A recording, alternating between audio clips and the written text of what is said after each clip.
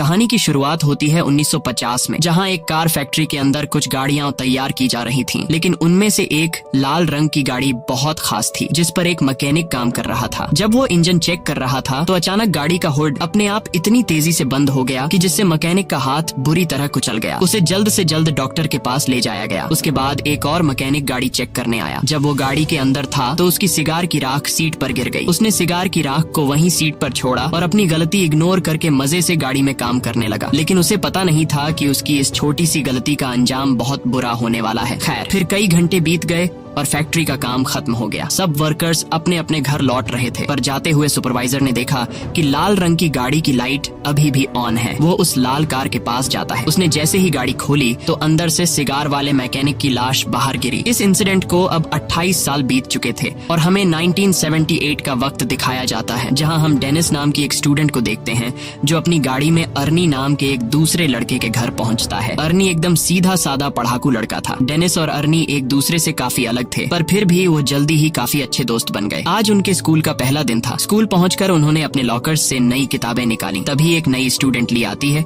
और अपनी खूबसूरती से सब स्टूडेंट्स को अपनी ओर आकर्षित कर लेती है। डेनिस ली को देखते ही उस पर फिदा हो जाता है। बाद में जब डेनिस और अर्नी घर लौट रहे थे तो अर्नी को अचानक एक घर के बाहर एक लाल रंग की गाड़ी दिखाई दी। अर्नी ने जब गाड़ी को देखा तो उसने डेनिस को तुरंत रुकने को कहा। उन्होंने जब पास जाकर देखा तो वो एक पुरानी जंग लगी हुई खटारा कार थी, लेकिन अर्नी को ये कार बहुत पसंद आई। वो वही फैक्ट्री वाली कार थी जिसे हमने कहानी की शुरुआत में देखा था और अब उसकी हालत बिल्कुल खटारा हो चुकी थी। लेकिन अर्नी को इससे कोई फर्क नहीं पड़ा और वो उसी पल गाड़ी का दीवाना हो गया। तभी गाड़ी का मालिक जॉर्ज वहां आया और उसने कहा कि इस गाड़ी का नाम क्रिस्टीन है और ये उसके भाई की कार है जिसकी कुछ हफ्तों पहले ही मौत हो गई। दरअसल जॉर्ज जल्द से जल्द इस गाड़ी से छुटकारा पाना चाहता था, इसलिए वो इसे सिर्फ $250 में बेचने को तैयार हो गया। डेनिस ने अर्नी से कहा कि इतनी खटारा गाड़ी पर पैसे क्यों लगा रहा है, कोई दूसरी अच्छी सी गाड़ी खरीद लो। इसे दोबारा रिपेयर करने में तुम्हारे बहुत पैसे बर्बाद हो जाएंगे। मगर अर्नी ने बिना सोचे समझे उसी वक्त गाड़ी खरीद ली। फिर शाम को जब वो घर लौटा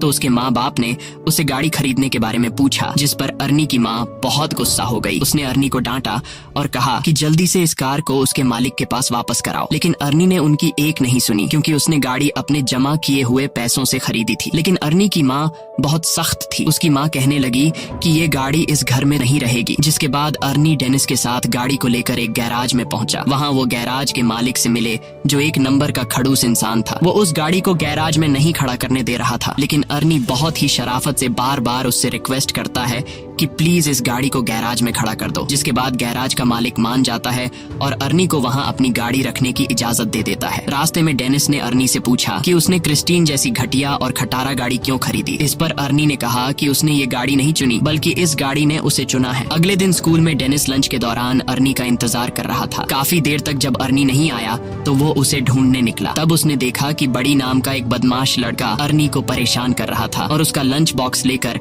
अर्नी को चाकू से धमका रहा था। डेनिस ने बीच में आने की कोशिश की, तभी बड़ी ने लंच जमीन पर फेंक दिया और अर्नी को उस पर गिरा दिया। इससे बेचारे अर्नी का चश्मा गिर गया तो बड़ी ने उसे अपने पैरों तले कुचलकर तोड़ डाला। उसके बाद बड़ी अर्नी की हालत पर हंसने लगा, पर तभी डेनिस ने मौका देखकर बड़ी पर हमला कर दिया। उसी समय बड़ी की गैंग ने डेनिस को घेर लिया। तभी जल्दी ही एक टीचर ने वहां आकर लड़ाई रुकवाई। अर्नी ने टीचर को बताया कि बड़ी ने उसे चाकू से धमकाया है, लेकिन बड़ी ये मानने को तैयार नहीं था। तब टीचर ने उसे अपनी जेब खाली करने को कहा, तो बड़ी जेब खाली करते वक्त उसकी जेब से वही चाकू निकला। आखिरकार टीचर ने बड़ी और उसके गैंग को ऑफिस में भेज दिया, जिसके बाद बड़ी को स्कूल से निकाल दिया गया। इसी तरह कई हफ्ते बीत गए और आर्नी दिन रात मेहनत करके गाड़ी ठीक करने में जुटा हुआ था। उसी वक्त गैराज का मालिक आता है और वो आर्नी की रिपेयरिंग के काम को देखते हुए उसे अपने साथ काम पर रख लेता है। वो आर्नी से कहता है कि काम के बदले में तुम अपनी गाड़ी के लिए कुछ पुर्जे इकट्ठा कर सकते हो। आर्नी ने इसके लिए हाँ कर दी और फिर दिल लगाकर गाड़ी ठीक करने में जुट गया। मगर उसे इस बात का एहसास ही नहीं हुआ कि गाड़ी को ठीक करते करते उसे क्रिस्टीन से हद से ज्यादा लगाव हो गया है। अगले दिन स्कूल में कुछ दोस्त नई लड़की ली के बारे में बात करते हैं और डेनिस को चैलेंज करते हैं कि वो लाइब्रेरी में जाकर ली से बात करके दिखाए। वो अपने दोस्तों के चैलेंज को एक्सेप्ट करते हुए ली के पास पहुंच जाता है, लेकिन बातचीत करने से पहले ही ली डेनिस से कहती है कि उसके पास पहले से ही एक बॉयफ्रेंड है। डेनिस को ये बात बहुत बुरी लगती है और दोस्तों के सामने शर्मिंदा होकर टेबल छोड़ देता है। फिर शाम को डेनिस आर्नी से मिलने गया, क्योंकि वो काफी दिन से मिले नहीं थे, लेकिन उसने देखा कि आर्नी पहले से बहुत ज्यादा बदल चुकी चुका था। वो बिना चश्मे के स्टाइलिश कपड़े पहनकर एकदम हीरो टाइप लग रहा था। वो ज्यादा देर डेनिस से बात करने के लिए भी नहीं रुका और गैराज में काम करने चला गया। उसकी माँ ने उसे रोकने की कोशिश की, लेकिन आर्नी उन्हें इग्नोर करके चला गया। आर्नी की माँ ने डेनिस से कहा कि वो आर्नी और उसकी नई गाड़ी की वजह से बहुत परेशान है, क्योंकि उन्हें पता चला था कि गाड़ी के पिछले मालिक की गाड़ी के अंदर ही दम घुटने से मौत हो गई थी। ये सुनकर डेनिस जॉर्ज से मिलने पहुंचा तो जॉर्ज ने उसे अपने भाई की कहानी सुनाई। उसने बताया कि जब उसके भाई ने क्रिस्टीन को खरीदा था तो वो पूरी तरह उसका दीवाना हो गया था। उसी गाड़ी में उसकी पत्नी और बेटी ने भी अपनी जान गंवाई थी और फिर उसके भाई की मौत के बाद ये गाड़ी न जाने कैसे खुद ब खुद जॉर्ज के घर के बाहर आकर खड़ी हो गई। ये सुनकर तो डेनिस और भी घबरा गया, जिसके बाद वो फैसला करता है कि गाड़ी पर जांच पड़ताल के लिए वो गैराज में जाएगा। जिसके बाद डेनिस चुपके से गैराज में पहुंच जाता है। उसने गाड़ी खोलने की कोशिश की, पर जैसे ही उसने हैंडल खींचा तो रेडियो अपने आप ही चालू हो गया और डेनिस तुरंत वहां से भाग जाता है ताकि उसे कोई देख न ले। अगली सुबह डेनिस स्कूल स्टेडियम में फुटबॉल खेलने जाता है। डेनिस खास गोल मारने के बारे में सोच रहा था कि तभी अचानक उसने आर्नी को वहां आते देखा और उसकी गाड़ी क्रिस्टीन तैयार होकर चमक रही थी, जिसे देखकर बड़ी और उसके दोस्तों को जलन महसूस हुई। ली भी गाड़ी से बाहर आई और उसने सबके सामने आर्नी को चूम लिया। ये देखकर डेनिस को बिल्कुल भी अच्छा नहीं लगा, क्योंकि वो ली से बहुत ज्यादा प्यार करता था। डेनिस को गुस्सा आ जाता है और गेम से उसका फोकस हट जाता है। इसी मौके का फायदा उठाकर दूसरी टीम का प्लेयर उसे धक्का देकर गिरा देता है। उस धक्के से डेनिस इतनी जोर से जमीन पर गिरा कि वो तुरंत ही बेहोश हो गया और उसे बहुत गहरी चोट भी आई। इस इंसिडेंट के कई दिन बाद डेनिस की आंख खुली तो उसने देखा कि वो एक हॉस्पिटल में है। उसकी टांग और गले में प्लास्टर लगा हुआ था। आर्नी भी उसे मिलने आया था। तब डेनिस को रियलाइज हुआ कि उसका दोस्त कुछ ज्यादा ही तेजी से बदल रहा है। 1 महीने पहले वो एक डरपोक और शर्मीला सा लड़का हुआ करता था, जो किसी से खुलकर बात भी नहीं कर सकता था। खैर, आर्नी जल्दी ही उसे अलविदा कहकर निकल गया। फिर शाम को वो ली के साथ मूवी थिएटर गया और बाद में वो दोनों गाड़ी में ही एक दूसरे को चूमने लगे। पर जब बात उससे आगे बढ़ी तो ली अचानक उतरकर गाड़ी से बाहर आ गई। आर्नी उसके पीछे गया तो ली कहने लगी कि मुझसे ज्यादा तो तुम इस गाड़ी से प्यार करते हो। आर्नी को उसकी बातें बहुत अजीब लग रही थी, लेकिन फिर अचानक बारिश शुरू हो जाती है, जिसकी वजह से वो जैसे तैसे ली को मनाकर वापस गाड़ी में बैठाता है। लेकिन तभी विंडशील्ड खराब हो जाती है, जिसको ठीक करने के लिए आर्नी बाहर निकलता है। ली अंदर अकेली गाड़ी में बैठकर कुछ खाने लगती है कि अचानक गाड़ी का रेडियो अपने आप चालू हो गया। उसी समय डैशबोर्ड से बहुत तेज रोशनी आई और ली को लगा कि उसका गला घुट रहा है, उसे सांस नहीं आ रही थी। तो आर्नी तुरंत उसकी मदद के लिए दौड़ा, मगर गाड़ी अंदर से लॉक हो चुकी थी। उधर ली दम घुटने से मरने ही वाली थी कि बिल्कुल सही वक्त पर वो अंदर से दरवाजा खोलने में कामयाब रही और तभी साथ खड़े एक आदमी ने जैसे तैसे उसे खींचकर बाहर निकाला। ये देखकर आर्नी को उस आदमी पर गुस्सा आया। आर्नी को लगा कि वो आदमी ली के साथ फ्लर्ट कर रहा है, पर वो आदमी तो सिर्फ ली के गले में फंसा हुआ खाना निकाल रहा था। ये सब होने के बाद आर्नी ली को घर वापस छोड़ आया। ली गाड़ी से निकलते ही घर में घुस गई और उसने कहा कि वो आर्नी से कोई बात नहीं करना चाहती। आर्नी ने उससे माफी मांगने की कोशिश की, पर ली के दिमाग में ये बात कंफर्म हो चुकी थी कि इस गाड़ी ने मुझे मारने की कोशिश की है। और तो और उसे लगता था कि क्रिस्टीन उससे जलती है, क्योंकि जब भी वो गाड़ी में एक साथ होते हैं तो कुछ न कुछ गड़बड़ हो जाती है। ये सब सुनकर आर्नी को लगा कि ये ली का सिर्फ वहम है, इसलिए उसने कहा कि वो कल बात करेंगे। फिर आर्नी वापस गाड़ी में बैठा, मगर गाड़ी चालू ही नहीं हो रही थी, जैसे क्रिस्टीन नाराज हो गई हो। तब उसने क्रिस्टीन से बात करते हुए कहा कि आज ली के साथ जो भी हुआ इससे कोई फर्क नहीं पड़ता, क्योंकि वो हमेशा प्यार सिर्फ क्रिस्टीन से करेगा। उसके बाद उसने चाबी घुमाई तो गाड़ी डायरेक्ट ही चालू हो गई। अब वो सीधा गैराज पहुंचा और क्रिस्टीन को वहीं छोड़कर घर वापस चला गया। पर तभी उसके पीछे से बडी और उसके दोस्त गैराज में घुस गए। उन सबके पास तरह तरह के हथियार थे और देखते ही देखते उन्होंने पूरी गाड़ी तबाह कर दी। फिर अगले दिन आर्नी ने ली को जैसे तैसे मना लिया और फिर वो दोनों गैराज में आए ताकि आर्नी गाड़ी से अपना वॉलेट निकाल सके। मगर जैसे ही आर्नी की नजर क्रिस्टीन पर गई तो उसने क्रिस्टीन को तहस नहस देखा। ये देखकर आर्नी को बहुत बुरा लगा। आर्नी को लगा कि ये सब कुछ ली ने किया है। ली हैरान होकर पूछी कि ये किसने किया, मगर आर्नी ने बिना बात किए उस पर चिल्ला पड़ा और उसने ली को दूर चले जाने को कहा। बाद में आर्नी ने अपने माँ बाप को इस बारे में बताया तो उन्होंने आर्नी को शांत करते हुए कहा कि वो उसे नई गाड़ी दिलवा देंगे। ये बात सुनकर आर्नी को और ज्यादा गुस्सा आ गया, क्योंकि वह जानता था कि ली की तरह उसके माँ बाप को भी क्रिस्टीन से नफरत है और उसने क्रिस्टीन की इस हालत का जिम्मेदार भी अपने माँ बाप को ही ठहराया, क्योंकि अगर वो उसे गाड़ी घर पर रखने की इजाजत दे देते तो आज वो सही सलामत होती। फिर वो उन्हें और भी बुरा भला कहकर अपने कमरे में जाने लगा। उसके पापा ने उसे पीछे से पकड़कर अपनी माँ से माफी मांगने को कहा, मगर आर्नी और भी बुरा भला बोलता ही जा रहा था तो उसके पापा ने उस पर हाथ उठा दिया। आर्नी जवाबी कार्रवाई में अपने बाप को गले से पकड़ता है और करीब अपने बाप को मारने ही वाला होता है कि तभी वो उसे छोड़ देता है। उसके बाद वो चुपचाप घर से बाहर आ गया। वो सीधा क्रिस्टीन के पास पहुंचा और एक बार फिर से एक एक पुर्जा जोड़कर उसे ठीक करने का फैसला किया, मगर उसने अब जो देखा उसके पैरों तले जमीन ही खिसक गई। उसने देखा कि मानो जादू से गाड़ी अपने आप ही ठीक हो रही थी। आर्नी ने खुश होकर गाड़ी से पूछा कि वह और क्या क्या कर सकती है और तभी क्रिस्टीन बिना मेहनत के पूरी तरह से ऑटोमेटिक खुद को रिपेयर कर लेती है। अगले सीन में हम रात को मूची नाम के एक लड़के को देखते हैं जो बडी का साथी था। वो सड़क के बीचों बीच एक ट्रक को रोककर उसे लूट रहा था। अचानक उसे दूर से गाड़ी के इंजन की आवाज सुनाई दी। उसने थोड़ी पास जाकर देखा तो पता चला कि ये तो क्रिस्टीन है जो एकदम होकर उसके सामने आकर खड़ी हो गई थी। वो समझ गया कि आर्नी को पता चल गया है कि उसने ही बडी के साथ मिलकर क्रिस्टीन को तहस नहस किया था। अब वो आर्नी से माफी मांगने लगा, पर अचानक गाड़ी की हेडलाइट जली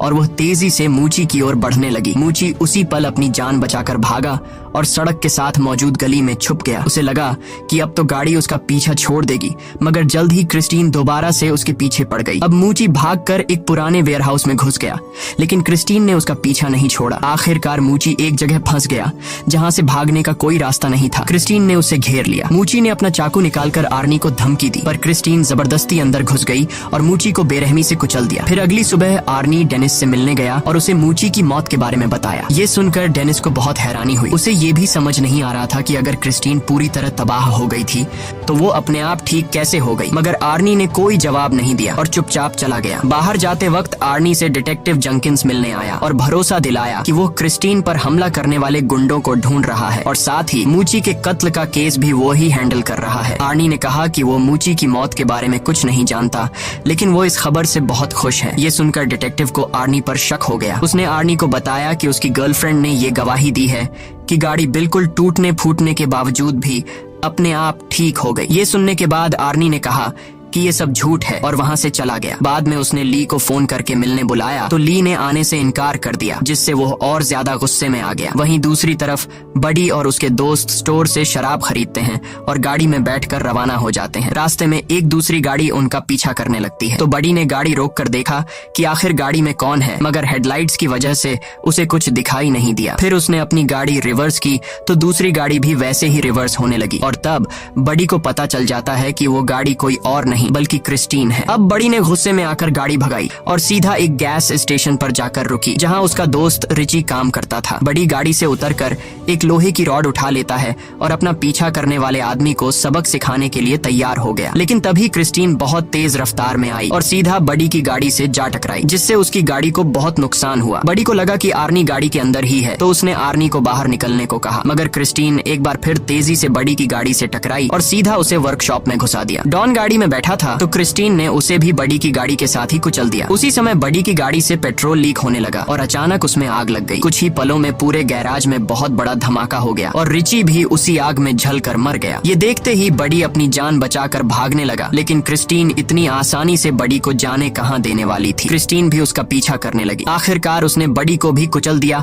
और वो वहीं जलकर राख हो गया। कुछ घंटे बाद गैराज के मालिक को किसी गाड़ी के आने की आवाज सुनाई दी। उसने देखा कि क्रिस्टीन धुएं से लिपटी हुई थी। उसे काफी हैरानी हुई क्योंकि आर्नी तो कोई दूसरी गाड़ी ठीक करने गया हुआ था। अब वो अपनी बंदूक लेकर देखने गया कि क्रिस्टीन के अंदर आखिर बैठा कौन है। उसने दरवाजा खोलने की कोशिश की पर वो बहुत ज्यादा गर्म थी और इसीलिए उसने कपड़े की मदद से दरवाजा खोला। जब उसने अंदर देखा तो पता चला कि गाड़ी के अंदर तो कोई भी नहीं है। वो परेशान हो गया कि आखिर इस गाड़ी को चला कौन रहा था। उसे कुछ भी समझ नहीं आया और वो खुद गाड़ी में बैठ गया, लेकिन ये उसकी जिंदगी की सबसे बड़ी गलती थी और अब उसे इस गलती का नुकसान भुगतना होगा, क्योंकि क्रिस्टीन आज कोई गवाह जिंदा नहीं छोड़ने वाली थी। अचानक गाड़ी का दरवाजा खुद ब खुद अंदर से बंद हो गया और फिर क्रिस्टीन सीट को डैशबोर्ड की तरफ धकेलकर उस गैराज के मालिक को मार देती है। फिर अगली सुबह जब आर्नी गैराज पहुंचा तो उसने देखा कि वहां कई सारी पुलिस कार्स मौजूद थीं। वो वहां डिटेक्टिव जंकिंस से मिला तो पता चला कि क्रिस्टीन में गैराज के मालिक की लाश मिली है। इस पर आर्नी कहने लगा कि वो नहीं जानता ये सब कैसे हुआ, मगर उसका दिल जानता था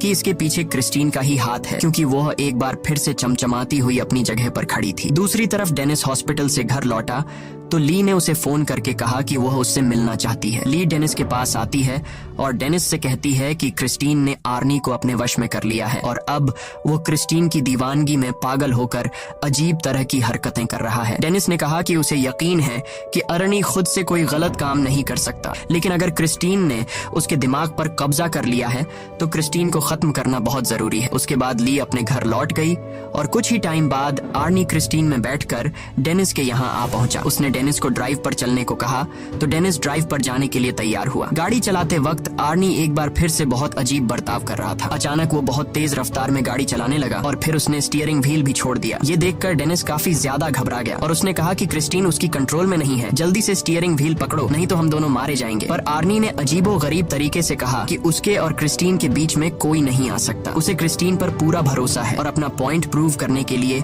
आर्नी कार को फुल स्पीड में दूसरी लेन में घुसा देता है। सामने से आ रही गाड़ी से उनकी टक्कर होते होते बचती है। अपने दोस्त को पागलपन की कगार पर देखकर अब वो खुद कुछ करने का फैसला करता है। अगले दिन डेनिस ने क्रिस्टीन के बोनट पर एक नोट लिखा जिसमें वो आर्नी से कहता है कि वो शाम को गैराज में मिले। शाम को डेनिस और ली वर्कशॉप में उसका इंतजार कर रहे थे, लेकिन आर्नी नहीं आया तो वो दोनों पास खड़े बुलडोजर में बैठकर उसे वर्कशॉप के अंदर ले आए। उन्होंने प्लान बनाया कि ली ऑफिस में रहेगी और आर्नी के वहां आते ही गेट को बंद कर लेगी और उसी मौके का फायदा उठाकर डेनिस बुलडोजर से क्रिस्टीन को तबाह कर देगा। जल्द ही प्लान के मुताबिक ली ऑफिस में जाने लगी, लेकिन वो ये नहीं जानते थे कि क्रिस्टीन पहले से वर्कशॉप में ही पर्दे के पीछे छिपी हुई है। फिर गाड़ी ने अपनी हेडलाइट्स उनकी ओर की और ली को कुचलने के लिए आगे बढ़ी। ली ने जैसे तैसे हवा में लटके हुए एक टायर को पकड़कर अपनी जान बचाई, लेकिन क्रिस्टीन ने भी हार नहीं मानी और दोबारा उस पर अटैक करने के लिए आगे बढ़ी। तभी डेनिस बुलडोजर का पंजा उसके सामने ले आया ताकि ली को क्रिस्टीन टक्कर न मार सके। उसके बाद क्रिस्टीन पीछे हटकर वर्कशॉप के दूसरे किनारे पर चली जाती है, जबकि डेनिस बुलडोजर को